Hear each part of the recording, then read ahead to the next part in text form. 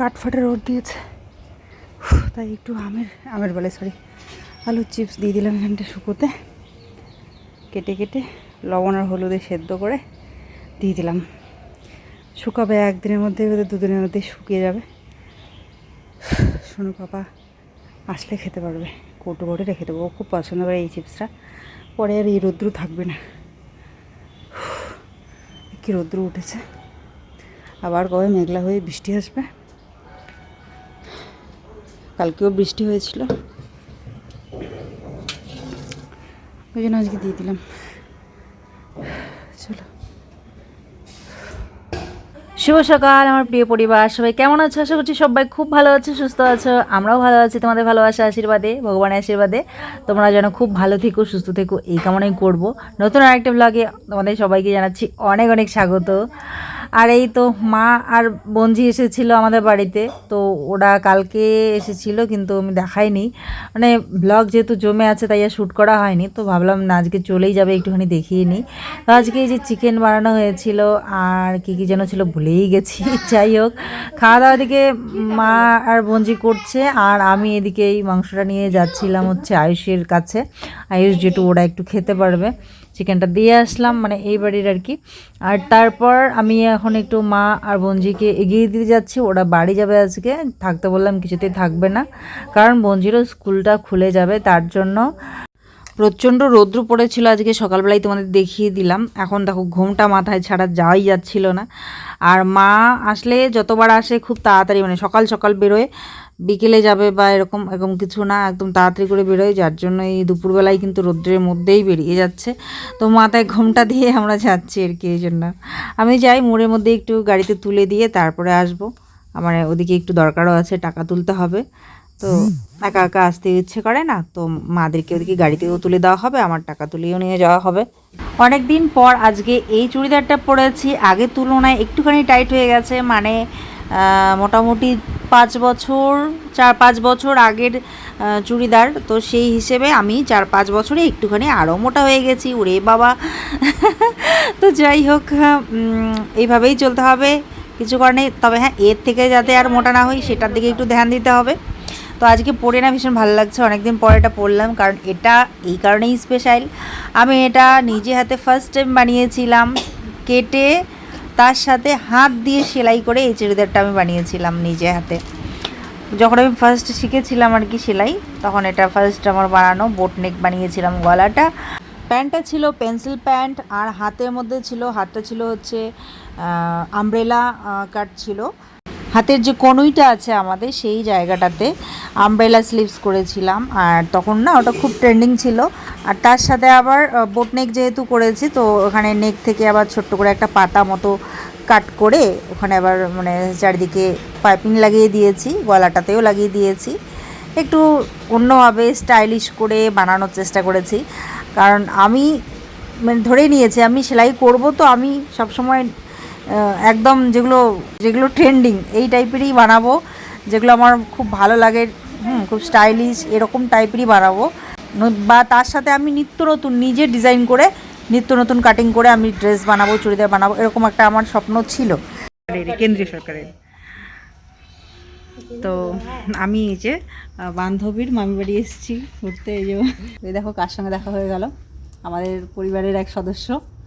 তো ভিডিও দেখতো আমার, তারপর নাকি দেখো হঠাৎ করে, না থাক না, কোনো ব্যাপার না, গ্রামের মানুষ সবাই আমরা, কোনো ব্যাপার না। তো তারপর ও দেখে হঠাৎ করে যে এদিকে তো আমাদের জায়গাতে এসছে, তো দেখি না বলছিলাম যে হ্যাঁ, তো বলছে দেখা করবো, ওই জন্য আসলো, খুব ভালো লাগলো আমার। আর তুমিও যেও কখনো ঘুরতে।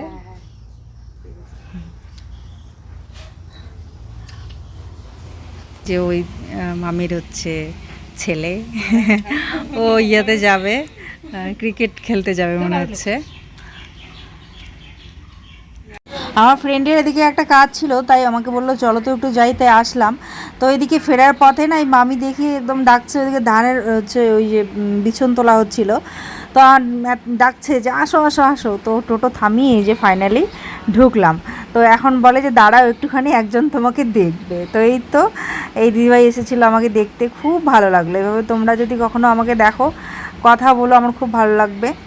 মিষ্টি একটা দিদিভাই, খুব ভালো লাগলো। আর এই যে আমার ফ্রেন্ড মামি করে ডাকে ওনাকে, ওই মামিও খুব ভালো। এই যে আমাদের পান সুপুরি না খেলে ছাড়বেই না, ভীষণ ভালো লাগে। আমি সেদিনকে এর আগেও একদিন গাড়িতে করে আসছিলাম, তখন এক দাদা ভাই আর এক দিদি ভাই এক এক করে মানে ওরা নামছে আর বলছে আমি কিন্তু তোমার ভিডিও দেখি।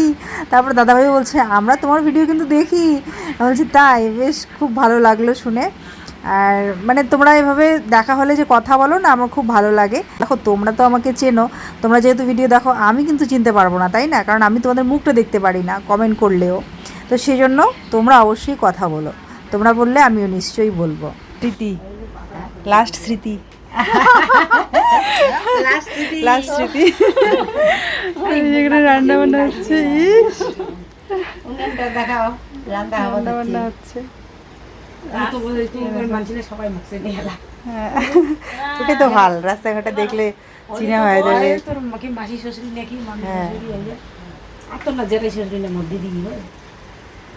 এখন অনেক কি সুন্দর রান্না হচ্ছে।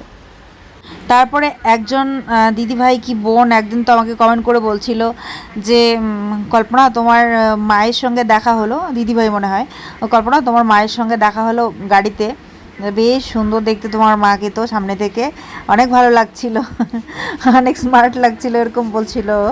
তো খুব ভালো লেগেছে আমার শুনে যে আমার মায়ের সঙ্গে এরকম করে হঠাৎ করে বাসে তোমার সঙ্গে দেখা হয়ে গেছে আর তোমরা কথা বলেছো, খুব ভালো লাগলো আমার শুনে। মাও বলেছিল আমাকে যে হ্যাঁ একজন না কথা বলেছিল। এই যে একটা পরিবার হয়েছো না, এই যে এভাবে ভালোবাসা দাও, যেখানেই দেখা হোক কথা বলো, এটা সত্যি অনেক বড় একটা পাওনা আমাদের জন্য, জানো তো। ভীষণ ভালো লাগে, খুশি লাগে যখন তোমরা এরকম আর কি পাশে এসে দাঁড়াও, কথা বলো। এখানে যেখানে আমি আছি, একদিন এখানে পাশেই, বেশি দূর না, একটা ভিডিওতে তোমাদের দেখিয়েছিলাম, দুজন আমাকে দেখে আমাদের এখানে বাজারের মধ্যে দেখা করেছিল, হাক করেছিল, খুবই ইমোশনাল হয়ে গেছিলো, এক্সাইটমেন্টে তো পুরো কাঁপছিল ওরা। তো যাই হোক, একজনের সঙ্গে আর দেখাই হয় না, আর একজনের সাথে তো ওই থেকে আমার বন্ধুত্ব এত গভীর হয়ে গেছে। ওর নাম শম্পা, একদম ফ্রেন্ড হয়ে গেছে, এখনও আমার মানে খুব কাছের একজন বন্ধু বলতে পারে ও। তো ভীষণ ভালো সব সময়, মানে ও আমাকে দেখেই যেন বুঝে যায় যে কখন আমার মুড খারাপ আছে ভালো আছে, সবসময় খোঁজ খবর নেবে কেমন আছো, আর আমিও ওর খোঁজ খবর নিতে থাকি কেমন আছে নেই। একটা আন্তরিকতা, একটা ভালো সম্পর্ক হয়ে গেছে, খুব ভালো লাগে। ও খুব ভালো থাক, সুস্থ থাক, এটাই প্রার্থনা করব ভগবানের কাছে। এখন ছোট্ট আর একটা পুচকু এসেছে ওর ঘরে, আর একটা আমাদের বিবান সোনুর মতন একটা ছেলে আছে, যেন ওরা খুব ভালো থাকে, সুস্থ থাকে, এটাই প্রার্থনা করব। ওরা আমাকে ভীষণ ভালোবাসে, বিশেষ করে যখন কোনো খারাপ সিচুয়েশনের মধ্যে দিয়ে যাই, ওরা ফুল সাপোর্ট, আমাকে মানসিকভাবে যতটা পারা যায় সাপোর্ট করা, সেটা ওরা করে, খুব ভালোবাসা দেয়। আর বলে আমাকে ভুলে যেও না, আমি কিন্তু আছি তোমার সাথে, হ্যাঁ ফ্রেন্ড হিসেবে আমাকে ভুলে যেও না, ফ্রেন্ডের ইসেতে রেখো, ফ্রেন্ড লিস্টে। তো আমি বলি অবশ্যই, তুমি ফ্রেন্ড লিস্টে না, শুধু আমার মনের ভিতরে আছো, ঠিক আছে, কোনো দিনও মুছবে না। সত্যি আমি ভাবতেই পারিনি যে এরকম আমি ফ্রেন্ডস পাবো আমার জীবনে এই জায়গাতে এসে। কারণ কি বলো তো, আমার কাছে ওরা কোনো স্বার্থে মেশে না, সবচেয়ে বড় কথা এটা, যে কোনো স্বার্থ আছে আমার সঙ্গে মিশলে না। আমি সেরকম বড় কোনো ইউটিউবার যে আমার সঙ্গে মিশলে সেরকম কোনো স্বার্থ হবে ওদের নাই, তো আমি কোনো কিছু ওদেরকে মানে স্বার্থ ওদের করতে পারবো। আর ওরা বিনা স্বার্থেই আমাকে ভালোবাসে, মানে আমার কাছ থেকে পাওয়ার মতন কিছু নেই, চাওয়ার মতন কিছু নেই, শুধু ভালোবাসে। তো সেই জন্যই আমি নিজেকে লাকি ফিল করি। এটাই হচ্ছে আমার সবথেকে বড় পাওনা তোমাদের কাছ থেকে, জানো তো।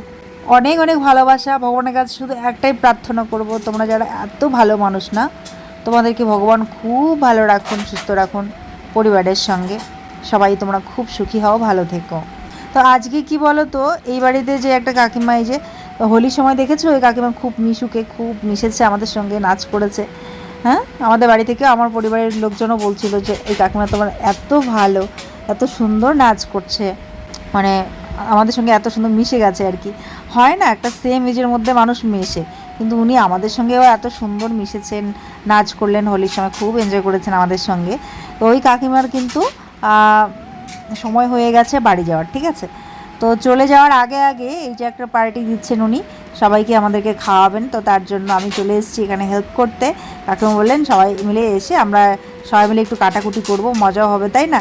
তো সবাই মিলে এই যে এখানে কিন্তু কাটাকুটি করলাম সবজি টবজি, সেটা আমি ভুলেই গেছিলাম শ্যুট করতে। তারপর মনে হলো না, এটা তো লাস্ট স্মৃতি, একটু ধরে তো রাখতেই হবে আমার ইউটিউবে, আমার স্মৃতির পাতায় তুলে রাখতেই হবে। তার জন্য এখন মনে করে এই যে এখন স্টার্ট করলাম। সবজি কাটাকুটি কমপ্লিট করার পর মশলাগুলো আমি বেটে দিচ্ছি। আর এদিকে কিন্তু এই যে দিদি রান্না করছে, বাকি আর একজন দিদিও রান্না করবে। তো সবাই মিলে আর কি করছি এভাবে টুকটাক টুকটাক করে, সবাই মিলে করার মজাটাই আলাদা, আর মানে খাওয়ার মজাটাই আলাদা, তাই না? খুব ভালো লাগে। তো দেখা যাক, আজকে ব্লগটা হয়তো বেশি আর বাড়াবো না, নাহলে অনেকটাই বড় হয়ে যাবে। আর তাছাড়া আজকে ভাবছি একটা ব্লগ তোমাদের সঙ্গে শেয়ার করেই দিই, একটুখানি ছোট্ট মতো করে, তাহলে বাকিটা পরে পরবর্তী অংশে তোমরা দেখতে পারবে, পরবর্তী ব্লগে দেখতে পারবে। তো তোমরা সবাই খুব ভালো থেকো, সুস্থ থেকো। আজকে তাহলে এই পর্যন্তই রাখছি বন্ধুরা, বাকি অংশটা তোমরা পরবর্তী ব্লগে দেখো, কেমন?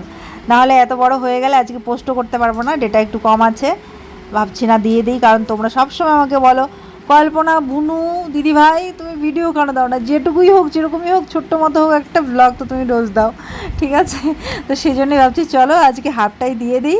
হ্যাঁ, এর আগের ব্লগটা তো একদম আগের দিনের ছিল, আর এই ব্লগটা কিন্তু একটা নতুন ব্লগের অংশ এখানে দিলাম, কারণ না হলে খুবই ছোট হয়ে যাচ্ছিলো, তাই জন্য। বাকিটা তোমরা পরবর্তী ব্লগে দেখে নিও। আজকে আসছি, সবাই খুব ভালো থাকবে, সুস্থ থাকবে, দেখা হবে পরবর্তী ব্লগে। টাটা, অসংখ্য ধন্যবাদ ভিডিওটা দেখার জন্য বন্ধুরা। সবাইকেই আবারও অনেক অনেক ভালোবাসা আর বড়দের জন্য প্রণাম জানিয়ে ভিডিওটা আজকে শেষ করছি। টাটা।